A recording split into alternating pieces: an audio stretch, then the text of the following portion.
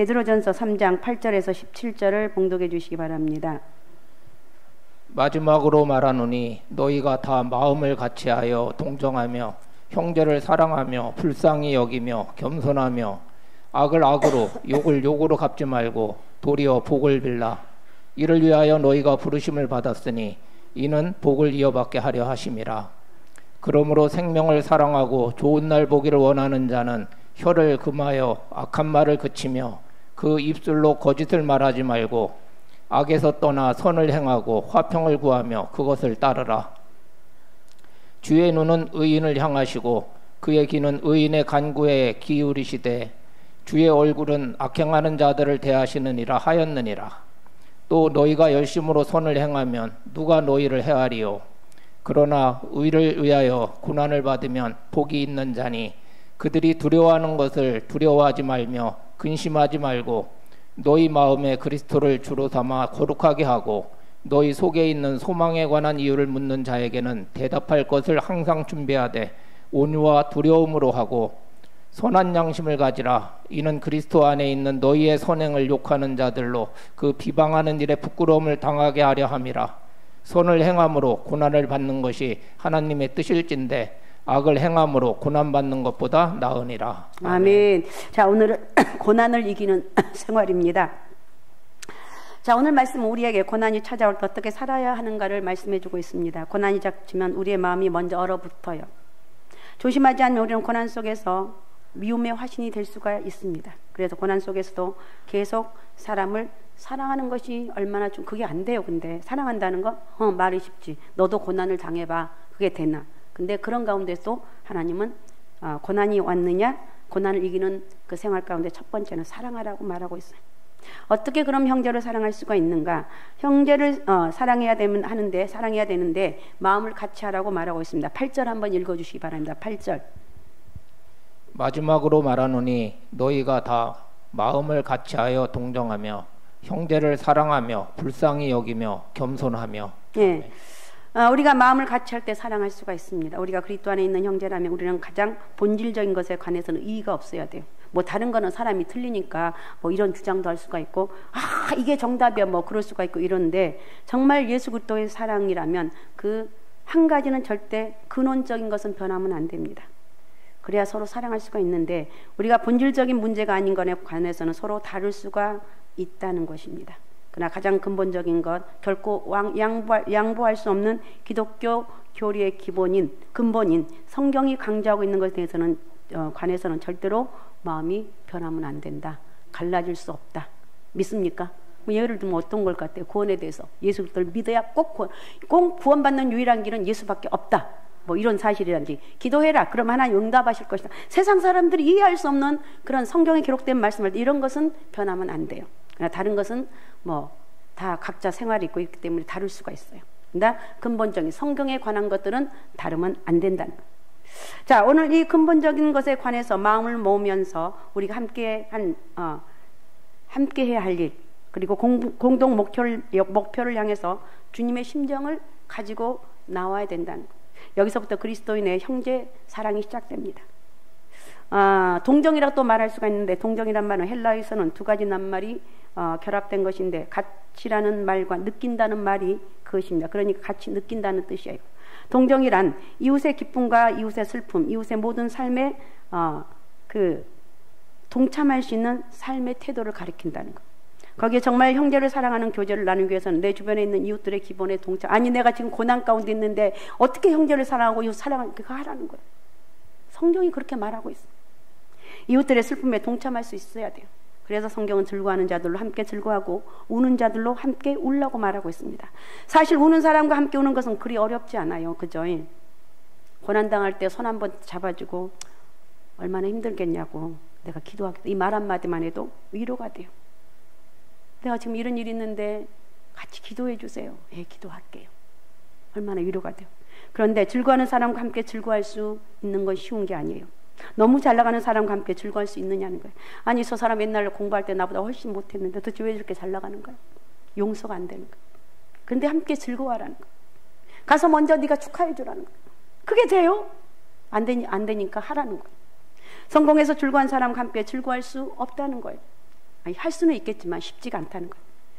약자를 동정하는 것은 다소 쉬울 수 있어요. 그러나 형제가 잘 되는 것을 보고 함께 손뼉치며 즐거워할 수 있는 것은 쉽지 않다. 더 어렵다는 거예요. 그러나 정말 우리가 그리스도 안에 있는 형제라면 같이 느낄 수 있어야 됩니다.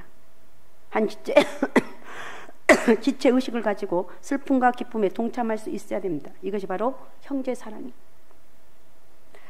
같이 느끼는 거예요. 같이 기뻐하고 같이 슬퍼하는 거예요. 그리고 불쌍히 여기라겠습니다. 우리가 성경을 보면 하나님의 속성 가운데 제일 강조한 것이 바로 불쌍히 여기는 속성이에요. 이게 이런 불쌍히 여기시는 속성이 있습니다. 하나님 우리를 언제나 불쌍히 여기시고 긍휼히 여기십니다. 그래서 성경은 하나님은 긍휼이 풍성하신 하나님이라고 말씀하고 있어요. 우리가 복음서를 읽어보면 예수님께서 방황하는 수많은 무리를 보실 때 무리를 쟤네를 불쌍하다 이런 뜻이에요. 여러분 주변에 많은 사람들을 바라보면서 여러분 무엇을 느낍니까? 너무 잘 나가서 시기 질투가 나십니까? 그러면 그 사람 바라보지 말고 나보다 훨씬 못한 사람 바라보고 아이고 저 사람 옛날에 그렇게 잘 나갔는데 지금 힘들구나 기도해 주라는. 그리고 다시 그 사람을 바라보면 잘난 사람을 바라보면 저건 왜 이렇게 잘 되는데 그렇게 하지 말고 그래 잘 돼서 고맙다. 그러면서 진심으로 하나님 은혜가 있게 되면 진심으로 축복해질 수가 있어요. 예수님 없이 무작정 걸어가고 있는 저 수많은 영혼들을 향해서 불쌍히 여기는 마음을 가져야 돼요. 믿지 않는 사람 말할 것도 없지만 불쌍히 여기는 일 우리 믿는 사람들 사이에 나타날 때 상대방의 약점이나 잘못이나 허물을 용납하면서 긍휼히 여길 수가 있어요. 상대방의 약점을 비난하기보다는 긍휼히 여김을 마음을 가진다면 모든 교회의 모습은 놀랍게 달라질 거예요. 교회는 안 그렇죠. 근데 하도 잘난 사람들이 많아서. 또 불쌍히 여기며 라고 했는데 우리 가운데 아무도 실수하지 않고 허물 없이 완벽히 살 수 있는 사람은 아무도 없다는 거예요. 여러분 완벽한 사람이 있습니까? 없어요. 난 잘났습니다. 아니에요. 우린 잘난 게 없어요. 그냥 다 누구나 장단점이 있어요. 그래서 우리는 불쌍히 여기는 태도를 가져야 돼요.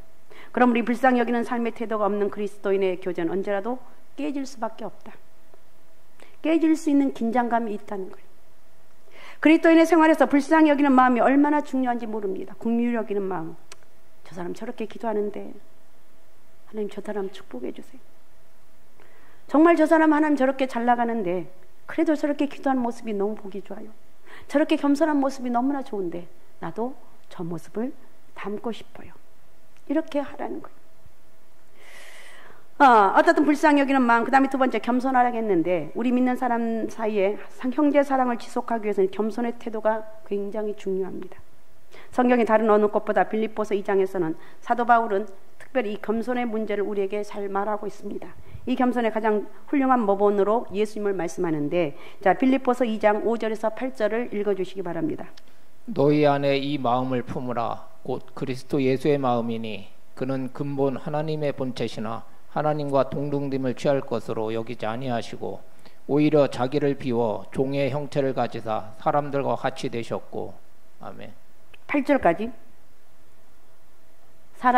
저 화면 보고 읽으세요. 네. 사람의 모양으로 나타나사 자기를 낮추시고 죽기까지 복종하셨으니 곧 십자가에 죽으심이라. 네. 아멘. 여기서 말하는 겸손이란 골로새서 2장에서 말하는 겸손에 대한 정의를 말씀하고 있는데 자 예수님의 겸손을 지금 살펴보았고 골로새서 2장 18절도 한번 읽어보시기 바랍니다. 아무도 꾸며낸 겸손과 천사 숭배를 이유로 너희를 정죄하지 못하게 하라.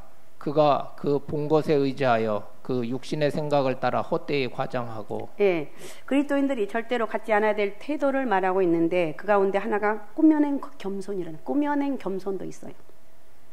꾸며낸 외적으로 꾸미는 겸손 그것은 겸손이 아니라는 거예요. 겸손의 정신, 겸손한 영성의 핵심은 한마디로 어떤 것인가? 종의 정신입니다. 종의 마음, 종의 정신, 섬기고자 하는 것. 난 진짜 하나님 내가 겸손하기를 원하는데 그럼 여러분이 섬기는 마음이 있어야 돼. 그러니까 우리 찬양 인도를 하고 여러분 기관에서 기관장으로 이렇게 수고할 때 그 사람들이 그냥 모여요? 그냥 헌신합니까? 아니에요. 앞에서 또 이끌어주고 아유 오늘 꼭 오세요. 오늘 모이는 날이에요. 꼭 오늘 같이 기도합시다. 이러면서 이게 바로 종의 모습이에요. 종의 모습을 가지고 섬기는 것. 그러면서 그냥 내가 뭐 다른 적이 없는데 그냥 나오기만 해도 행복한 거. 이런 마음으로 섬기는 거예요. 내가 상대방을 향해서 섬기는 태도를 가지는 그 순간 나도 저절로 겸손해진다는 거예요. 예수님은 누구보다도 겸손하셨습니다. 나는 마음이 온유하고 겸손하니라고 주님이 친히 말씀하셨습니다. 예수님께서 우리를 겸손하게 대할 수 있었던 원천이 무엇이라고 생각하십니까? 주님은 우리를 섬기려고 이 세상에 오셨다는 거예요. 마태복음 20장 28절에 보면 인자가 온 것은 섬김을 받으려 함이 아니라 도리어 섬기려 하고 이렇게 말하고 있어요. 아, 주님이 오신 목적은 섬기기 위해서 오셨다. 믿습니까? 그러니까 믿음이 좋은 사람의 특징을 한마디로 말한다면 섬기는 사람입니다. 성경은 진정한 지도자, 가장 훌륭한 지도자는 가장 많이 섬기는 사람이라고 말씀하고 있어요. 물론 섬기는 방법은 다를 수가 있습니다. 그런데 우리의 문제는 우리가 섬기고자 하는 마음을 갖고 있다는 데 있어요. 모두가 받으려 하고 지배하려고 하기에 인간관계가 깨어지는 것입니다. 그러나 주려고 하고 섬기려는 태도를 가지게 되면 사실 아무것도 잃어버릴 게 없어요. 형제를 사랑하는 핵심이 바로 섬기고자 하는 마음, 그 겸손한 거예요. 내가 누군데 나를 왜 안 알아주냐고. 거기서부터 우리 인생은 틀린 거예요. 사람들이 안 알아줘도 감사합니다. 고맙습니다. 이렇게 해야 돼. 내가 누군데, 누구야? 그렇죠? 우리는 아무 별일 없는 존재라는. 우리 서로가 겸손하면서 알아주지 않아도 먼저 알아주고 이렇게 살아갑시다. 먼저 알아주는 사람. 사도 베드로는 형제를 사랑할 뿐만 아니라 한 걸음 더 나가서 나를 핍박하는 사람까지 사랑하라고 말하고 있습니다. 9절 읽어주세요. 9절. 악을 악으로 욕을 욕으로 갚지 말고 도리어 복을 빌라. 이를 위하여 너희가 부르심을 받았으니 이는 복을 이어받게 하려 하심이라. 예, 나를 악하게 대하는 사람, 나에게 욕하고 험담을 하는 사람, 이런 사람들이 어떻게 대해야 되는가? 몇 가지 중요한 원칙이 있다고 생각하는데 우리가 그런 사람을 용서하고 참으로 그리스도인다운 삶의 태도로 그들과 관계를 맺기 위해서는 우리는 원수를 갚지 말아야 돼요. 로마서 12장 19절은 이렇게 말합니다. 내 사랑하는 자들아 너희가 친히 원수를 갚지 말고 하나님의 진노하심에 맡기라. 기록되었으되 원수 갚는 것이 내게 있으니 내가 갚으리라고 주께서 말씀하시니라. 아멘. 원수 갚는 것은 내가 갚는 것이 아니라 하나님이 갚아주신다는 거예요. 그래서 우리가 스스로 원수를 갚으려 하는 것은 주님께 대한 월권 행위가 되는 거예요. 내가 저 사람을 보면 정말 싫다고. 도대체 왜 저건 내 눈앞에서 어른어른하는 거야. 정말 사라지면 안 돼? 이러면 혼자 난리가 나는. 근데 이것은 바로 내가 할 일이 아니고 하나님이 하신 일. 내가 혹시 못마땅해도 그냥 기도하면서 이겨나가라는 거예요. 원수를 갚는 것은 주님이 하시는 일이므로 우리가 원수를 갚고자 해서는 안 됩니다. 원수가 행한 일을 잊으라는 거예요. 우리는 흔히 다른 사람이 나에게 잘못한 일을 용서한다고 말은 하면서 그들의 행동은 잊어버리지 못하는 경우가 있어요. 자, 한번 잘 생각해 보시기 바랍니다. 우리가 상대방의 잘못을 용서했다는 것을 무엇으로 알 수 있을까요? 그 사람의 잘못을 기억하지 않는 데 있습니다. 정말 우리가 상대방을 정말 잘못을 용서했다면 그 모든 것을 다 잃어버릴 수 있어야 돼요. 하나님 우리를 용서하신다고 선언했을 때 하나님 우리의 죄와 허물을 다 잊으셨는데 이사야 38장 17절은 이렇게 말하고 있습니다.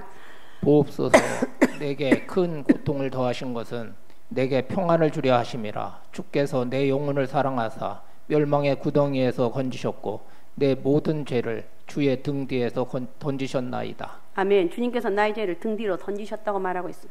우리의 죄가 어디 있는가? 우리가 예수 그리스도를 구주로 영접한 순간 우리의 죄는 주님의 등 뒤에 있어요. 보이잖아요. 그래서 주님은 우리 죄를 볼 수가 없어요. 주님의 등 뒤에 있기 때문에. 이런 성경 구절은 신구약 성경에서 우리의 죄를 처리하시는 주님의 놀라운 은혜를 발견할 수가 있습니다. 그런데 상대방의 잘못을 잊었다고 해서 상대방에 대한 나의 태도가 바르게 정립된 것은 아닙니다. 그리스도인은 원수를 위해서 복을 빌어야 돼요. 아니 내가 용서하는 것은 거기까지 할 수 있는데 뭘 또 복까지 빌으라고 말도 아닌 소리야.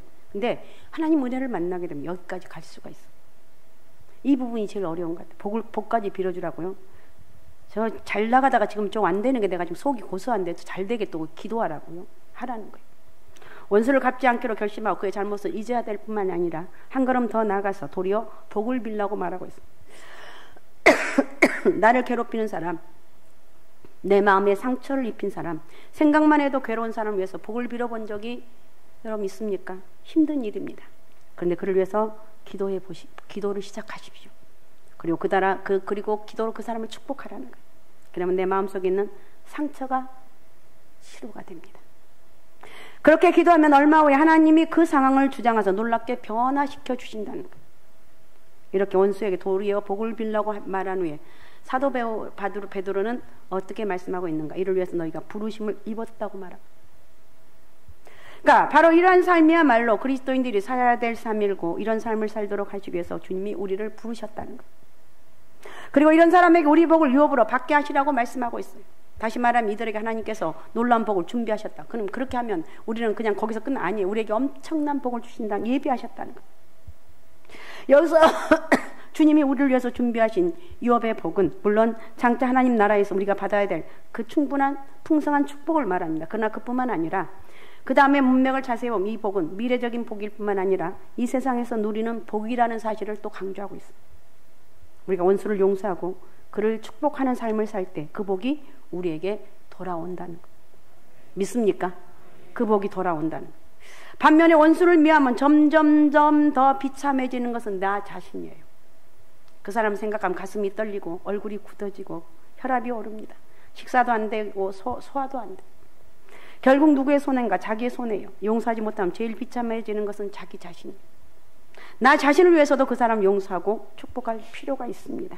자, 10절 한번 읽어주시 바랍니다. 10절. 그러므로 생명을 사랑하고 좋은 날 보기를 원하는 자는 혀를 금하며 악한 말을 그치며 그 입술로 거짓을 말하지 말고. 예, 생명을 사랑하는 것은 한 영혼을 사랑하는 의미가 아니고 우리 인생을 사랑하라는 말입니다. 하나님 나에게 주신 삶을 즐기면서 살 필요가 있습니다.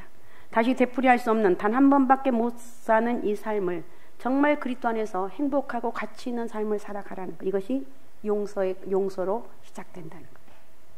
여러분, 하나님께서 우리에게는 생명을 주셨습니다. 그러므로 생명을 사랑하고 좋은 날 보기를 원하고 살아가기를 원하죠.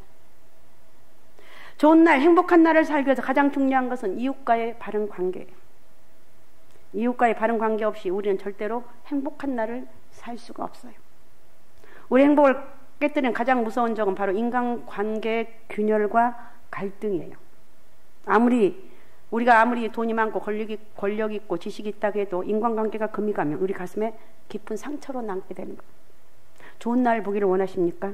우리 인생이 아름답기를 원하십니까? 바른 인간관계를 가지기를 원합니까? 바른 인간관계를 가지라는 거예요. 어떻게?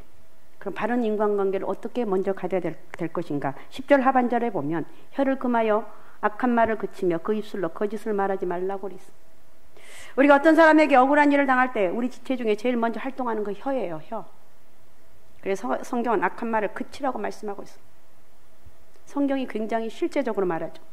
그러니까 그것만으로는 안 된다는 거예요. 악에서 떠나서 이제 입을 그치고 선을 행하라는 거예요. 자, 11절도 읽어주시 바랍니다. 악에서 떠나 선을 행하고 화평을 구하며 그것을 따르라. 네, 악에서 떠나 선을 행하고 화평을 구하며 그것을 따르라고 했어요. 처음에는 내가 잘못하지 않았지만 잘못한 사람으로 인해서 일을 갈다 보면 얼마 후에 나도 잘못을 범하고 있어요. 그래서 악에 빠지지 말고 악에서 떠나 오히려 적극적으로 선한 일을 하라고 말하고 있습니다. 이것이 화평을 구하는 삶이에요. 11절 하반절에 보면 화평을 구하며 그것을 따르라고 그랬습니다. 사도 바울은 로마서에서 할 수 있거든 모든 사람으로 더불어 화평하라고 말하고 있습니다. 예수님도 화평케 하는 자는 복이 있나니 저희가 하나님의 아들이라 일컬음을 받을 것이라고 이렇게 말하고 있습니다. 믿지 않는 사람들이 우리를 가리켜 저들이 참 하나님의 아들이라고 감탄할 때가 와, 저 사람 예수쟁이 맞아? 와, 예수 믿으려면 저 사람처럼 해야 돼. 응? 앞에 준서처럼 해야 돼. 준서가 어떻게 하는지 나는 잘 모르겠지만 준서처럼 하라는 거예요. 우리가 화평한 삶을 실천할 때 와, 사람들이 감탄해요. 안 믿는 사람들이. 그게 어떤 거예요? 사랑할 수 없는 사람을 사랑하고 화평을 위해서 모든 것을 희생할 때 믿지 않는 사람들은 저들은 뭔가 다르구나 이렇게 생각하게 되고 이것을 보면서 야, 예수 믿는 사람 틀리다. 저렇게 살아야 돼. 저 누구도 예수 믿는데 저것도 아닌 것 같아. 근데 저 사람은 딱 예수 믿는. 야, 상갈수만교회가 저렇게 하나님 은혜가 있는 곳이구나.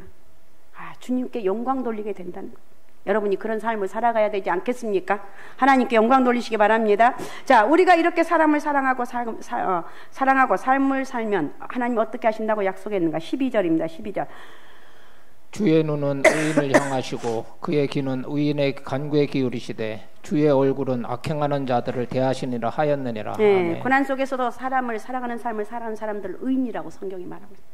고난 속에서 사람을 사랑하는 삶을 사는 사람이 그 사람이 의인이라는 거예요. 베드로는 아마 다른 사람보다도 주님의 눈과 주님의 얼굴에 대한 추억이 많을 것입니다. 3번씩이나 주님을 부인하던 자기를 바라보시던 주님의 눈, 얼마나 두려웠겠습니까? 얼마나 많은 과마가 있었겠습니까? 주님의 얼굴에 관해서는 베드로는 누구보다도 익숙하게 이런 이야기를 할 수 있었을 것입니다. 주의 얼굴은 악행하는 자들에 대하여 대하시니라 그랬습니다. 그래서 하나님이 원하신 삶을 산다는 것이 얼마나 중요한 것인지를 우리는 깨달아야 돼요. 하나님이 원하시는 삶 가운데 하나가 바로 사람을 사랑하는 것이다. 사랑은 말만 들어도 좋죠. 말만 들어도 좋아요. 사랑하며 살아갑시다. 여러분 가정에서 먼저 사랑하며 살아가시기 바랍니다. 사랑하며 살아가라는 거. 사랑하며 살자. 13절에 15절에 보면 두려움이란 말이 계속 나오는데, 그런데 우리가 여기서 기억할 것은 우리가 사람을 두려워하면 하나님을 두려워하지 않게 됩니다. 13절부터 15절 말씀은 구약 성경 이사야 선지자의 인용입니다. 이사야는 아수르나 수리아를 두려워하지 말고 하나님을 두려워하라고 말합니다. 두려워할 수밖에 없는 상황에 직면했을 때 우리는 두려워하게 되며 두려워한 나머지 그 두려움을 면키 위해서 쉽게 타협하게 됩니다. 그래서 두려워할 수밖에 없는 상황이 찾아올 때 먼저 기억할 것은 거룩하고 죄를 짓지 말아라. 나도 죄를 안 짓고 싶어요. 근데 그게 쉬워요. 그래도 안 지으려고 몸부림을 치라는 거예요. 자, 그러면 우리가 거룩하게 하기 위해서 어떻게 해야 되는가? 하나님을 두려워하라는 거예요. 먼저 첫 번째 하나님을 두려워하고 하나님 의지하고 하나님 말씀 앞에 순종하며 살아가는 거예요. 내가 어떻게 하면 하나님께 범죄한 일이 되는 일인데, 이걸 기억하면서 하나님을 두려워하라는 거예요. 이렇게 하나님을 두려워하는 마음이 없으면 고난을 받을 때 위기에 직면하며 사람과 타협하게 되고 그러면서 죄를 짓게 된다는 거예요. 그래서 우리는 우리의 삶 속에서 거룩함을 상실하게 잃어버리게 된다. 14절도 읽어주시 바랍니다. 14절. 그러나 의를 위하여 고난을 받으면 복 있는 자니 그들이 두려워하는 것을 두려워하지 말며 근심하지 말고. 네. 두려워할 수밖에 없는 환경에 처할 때 타협하기보다는, 사람들 두려워해서 그 공경에서 빠져나가기 위해서 죄를 짓기보다는 오히려 의를 위해서 고난을 받으라고 말하고 있어요. 왜냐하면 우리가 두려워할 대상은 하나님이다. 사람이 아니고 하나님이다. 그 어떤 세상의 어떤 물질도 명예도 어떤 것도 아니고 하나님이다. 믿습니까? 자, 15절도 읽어주시기 바랍니다. 15절. 너희 마음에 그리스도를 주로 삼아 거룩하게 하고 너희 속에 있는 소망에 관한 이유를 묻는 자에게는 대답할 것을 항상 준비하되 온유와 두려움으로 하고. 네. 아멘. 두려움이 찾아오면 우리는 사람들을 주님으로 삼기가 쉬워요.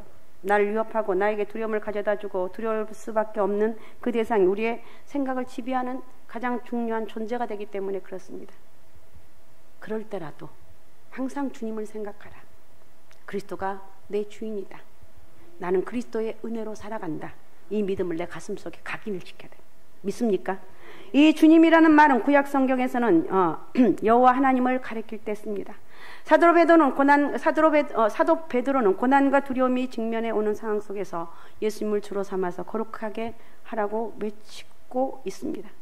이것은 단순히 도덕적인 거룩함만을 강조한 것이 아니라 내 어떤 목적을 향해서 내 삶을 구별해서 나를 하나님 앞에 바치는 것을 의미합니다.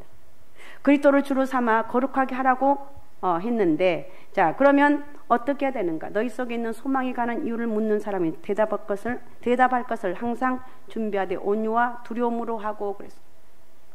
바로 이와 같은 사람들이 바로 전도할 수가 있습니다. 쉽게 타협하고 쉽게 인기 있는 사람을 따라가는, 예수 믿는 사람인지 아닌지를 분간하기 어려운 사람들이 어떻게 복음을 증거할 수 있느냐는 것. 그러므로 그리스도를 확고하게 내 삶의 주권자로 삼는 사람만이 복음을 전할 수가 있다. 타협하지 않는 것만큼 전도를 용감하게 할 수 있고 타협하는 것만큼 전도의 능력은 상실됩니다.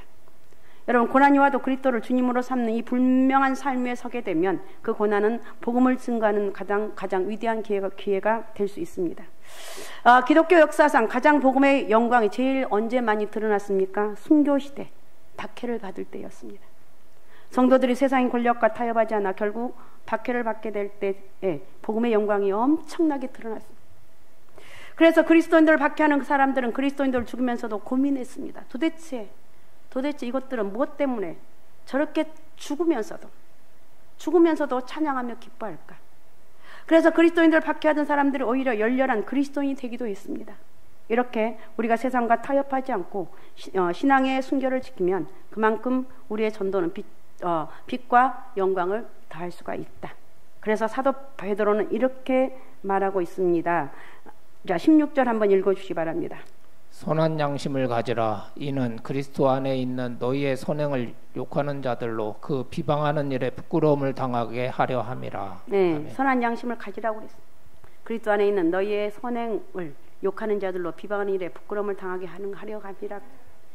양심이란 함께 본다는 뜻이 있는 말인데 내가 아는 진리를 따라가는 것이 양심이에요. 내가 믿음을 따라가는 거예요. 나는 예수 그리스도를 따라가는 거예요. 다른 건 다 해도 예수 그리스도를 따라가는 그 길은 하나로 가는 거예요. 어떤 이는 양심을 영혼의 창이라고 말합니다. 이 맑은 창을 통해서 진리의 빛 우리에게 쏟아져 들어오는 거예요. 그래서 사도 바울은 믿음과 착한 양심을 가지라고 권면하고 있습니다. 믿음과 착한 양심을 가지라. 믿음과 착한 양심을 가지라.